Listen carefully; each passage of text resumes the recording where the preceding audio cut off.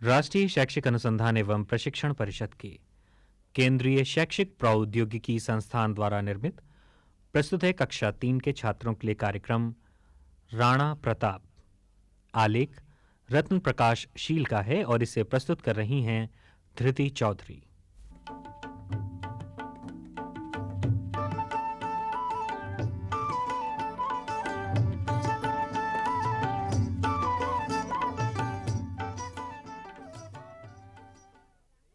बच्चों, महाराणा प्रताप का जन्म आज से 450 वर्ष पहले मेवाड़ में हुआ था। उनके पिता उदय सिंह मेवाड़ के ही राणा थे। बच्चों, राणा उदय सिंह की कई रानियां थीं और प्रताप उनकी सबसे बड़ी रानी के पुत्र थे। बच्चों, प्रताप बड़े होनहार बालक थे। उन्होंने बड़ी जल्दी अस्त्र शस्त्र चलाना और घुड़सवारी करना सीख लिया।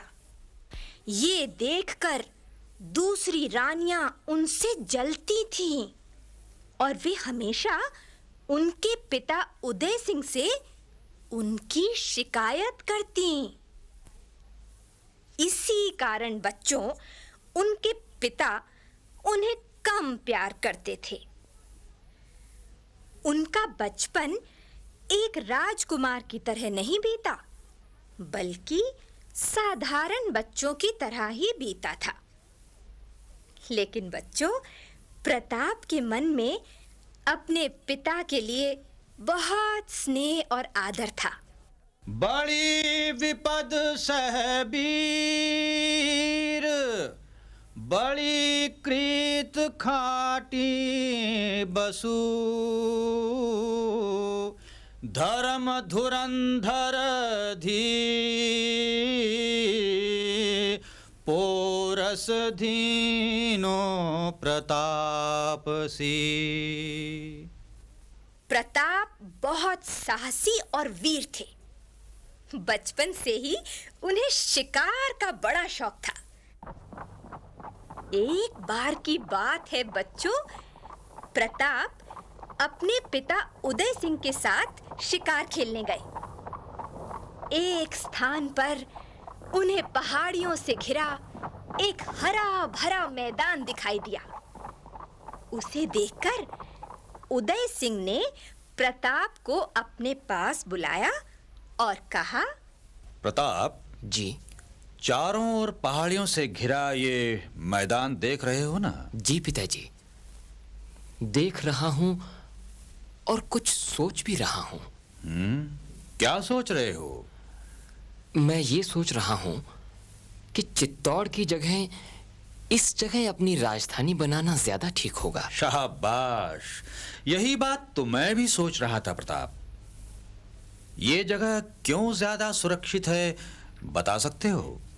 पिताजी, ये चारों ओर पहाड़ियों से घिरा है ना, इसलिए इस जगह को घेर पाना शत्रु की सेना के लिए आसान नहीं होगा। तुम ठीक कहते हो प्रताप। और इस जगह सामान लाने ले जाने में भी कोई कठिनाई नहीं होगी। और पिताजी, यहाँ पानी भी काफी है। चारों ओर सुंदर सुंदर झीलें हैं। 19 वर्ष के प्रताप के कहने पर वहां नई राजधानी की नींव रखी गई। उदय सिंह के नाम पर इस जगह का नाम उदयपुर रखा गया। बच्चों, ये वही उदयपुर है जो राजस्थान का सबसे सुंदर नगर है।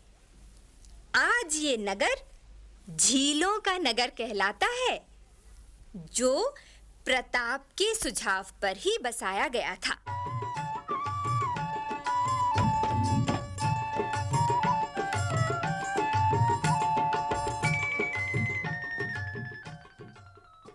प्रताप ने बचपन से ही मेवाड़ पर हमले होते देखे थे। जब राणा प्रताप 27 वर्ष के थे, तो राजा अकबर ने मेवाड़ पर हमला कर दिया। अकबर की सेना का सामना करने के लिए उदय सिंह ने सरदारों की एक बैठक बुलाई जिसमें प्रताप भी थे। महाराज उदय सिंह की जय। महाराज उदय सिंह की जय। आप लोग जानते ही होंगे कि आज ये बैठक क्यों बुलाई गई है। हम जानते हैं महाराज। अकबर की सेनाएं मेवाड़ पर हमला करने आ पहुंची हैं। पिछली लड़ाइयों में जान माल का बहुत नुकसान हुआ है। मेवाड़ की शक्ति कम हो गई है और इस हमले से तो और भी ज्यादा नुकसान होगा महाराज। ये तो मैं भी जानता हूं, मगर अकबर का मुकाबला तो करना ही होगा ना। मुकाबला हम करेंगे राणा जी। आप रानियों और पुत्रों को लेकर चित्तौड़ से चले जाएं। नहीं, ऐसा कभी नहीं हो सकता। ये सभी राजपूतों के लिए शर्म की बात होगी। पिताजी, आपका पुत्र प्रताप भी कुछ कहना चाहता है। क्या कहना चाहते हो प्रताप, कहो। पिताजी, आप चित्तौड़ का भार मेरे ऊपर छोड़ दीजिए। मैं अकेला ही अपने वीर सैनिकों के साथ चित्तौड़ की रक्षा करूंगा। लेकिन तुम अकेले? आप चिंता न कीजिए पिताजी, हम 2 जगह से लड़ाई शुरू करेंगे। युद्ध किले से भी होगा और किले के बाहर से भी। इससे अकबर की सेना 2 हिस्सों में बट जाएगी और कमजोर पड़ जाएगी। महाराज, प्रताप का कहना बिल्कुल ठीक है। युद्ध 2 हिस्सों में बांटने से हमें फायदा ही होगा। युद्ध 2 हिस्सों में बांट दिया गया। अकबर की सेना को एक साथ 2 मोर्चों पर लड़ना पड़ा।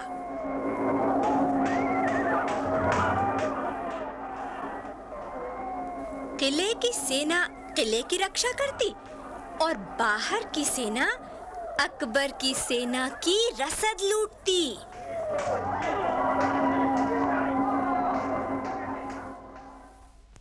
इस लड़ाई में अकबर जीत तो गया, पर उसके हाथ कुछ भी न लगा और ना वो राणा को ही पकड़ सका। जीत मरण रण चाय, अकबर आधीनी बिना, पराधी दुख पाए, पुण्य जीवन प्रताप सी। बच्चों, इसके बाद राणा प्रताप का सारा जीवन अपनी मातृभूमि को आजाद कराने की कोशिश में बीता। वे जंगलों में रहते, रूखी सूखी रोटी खाते, लेकिन अपनी मातृभूमि को हमेशा आजाद कराने की कोशिश करते रहते। अकबर ने बहुत बार उनके पास संदेश भेजा कि अगर वे उनकी गुलामी स्वीकार कर लें तो अकबर उन्हें मेवाड़ वापस दे देगा, लेकिन उन्होंने कभी गुलामी स्वीकार नहीं की। उन्होंने कभी मुगलों के सामने अपना सिर नहीं झुकाया। वो प्रताप था वीर बांकुरा, हर बाधा से टकराया, आन राजपूतों की रखी शीश नहीं झुकने पाया। जब राणा प्रताप ने अकबर की गुलामी नहीं मानी तो अकबर के मंत्री मान सिंह को बड़ा गुस्सा आया।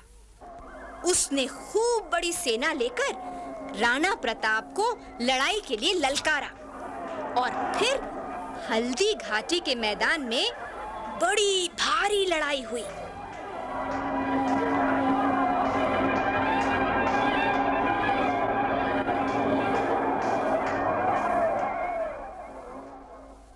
इस लड़ाई में राणा प्रताप के सभी सिपाही सरदार बड़ी वीरता से लड़े। वे सभी अपने राणा के वफादार सैनिक थे।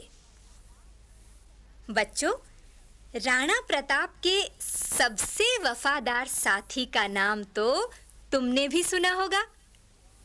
हाँ, जरा याद करो, कौन था वो? हाँ, सोचो सोचो। हाँ, वो था राणा प्रताप का वफादार घोड़ा चेतक। ये घोड़ा चेतक बड़ा ही वीर और साहसी था। इस लड़ाई में भी वो तूफान की तरह लड़ा। रण बीच चौकड़ी भर भर कर चेतक बन गया निराला था। राणा प्रताप के घोड़े से पड़ गया हवा का पाला था। चेतक जिधर से भी दौड़ता, सेना में हाहाकार मच जाता। पता ही न चलता कि किस क्षण में वो कहां पहुंच जाएगा।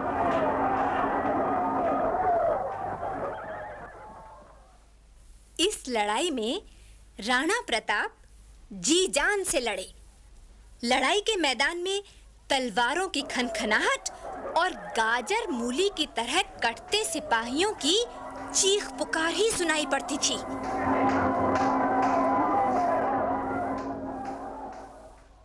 लेकिन मुगलों की बहुत बड़ी सेना के सामने राणा प्रताप के थोड़े से सिपाही कब तक टिक पाते? इस युद्ध में राणा प्रताप घायल हो गए। उनका घोड़ा भी जख्मी हो गया। फिर भी उस वफादार घोड़े ने अंत तक राणा प्रताप का साथ दिया। वो उन्हें अपनी पीठ पर बैठाकर दौड़ता हुआ ले गया और सुरक्षित जगह पर पहुंचकर चेतक रुका। और फिर वो ऐसा गिरा कि उठ ही ना सका।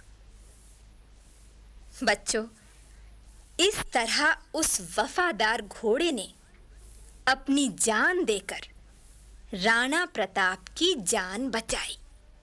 चितवै चित चित्तौड़, चिता जलाए सोच तर,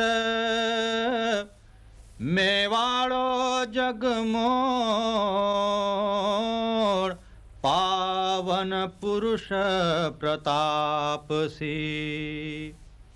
इस लड़ाई में राणा के सभी साथी मारे गए। राणा प्रताप अपनी पत्नी और बच्चों के साथ जंगलों में भटकते फिरते। बच्चों, कितनी ही बार उन्हें भूखे प्यासे भी रहना पड़ा, तो भी उन्होंने अपना सिर नहीं झुकाया।